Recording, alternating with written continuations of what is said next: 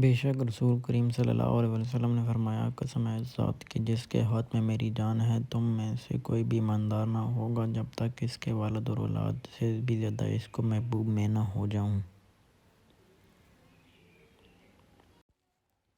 اور نبی کریم صلی اللہ علیہ وسلم سے آپ نے فرمایا، تین خصلتیں ایسی ہیں کہ جس میں یہ پیدا ہوتے ہیں اس سے کہ ایمان کی مٹھاس کو پا لیا۔ اول یہ کہ اللہ اور اس کا رسول اس کے نزدیک سب سے زیادہ محبوب بن جائے۔ دوسرا یہ کہ وہ کسی انسان سے محض اللہ کی رضا کے لیے محبت رکھے۔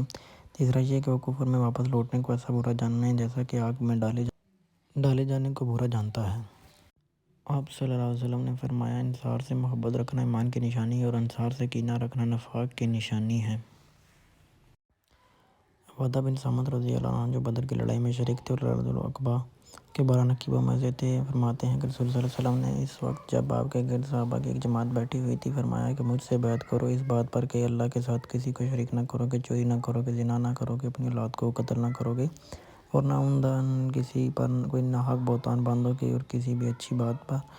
میں خدا کی نافرمانی نہ کرو گے۔ جو کوئی تم میں اس عہد کو پورا کرے گا تو اس کا ثواب اللہ کے ذمہ ہے، اور جو کوئی ان باتوں میں سے کسی کا ارتکاب کرے اور اسے دنیا میں اسلامی قانون کے تحت سزا دی گئی تو یہ سزا اس کے گناہوں کے لیے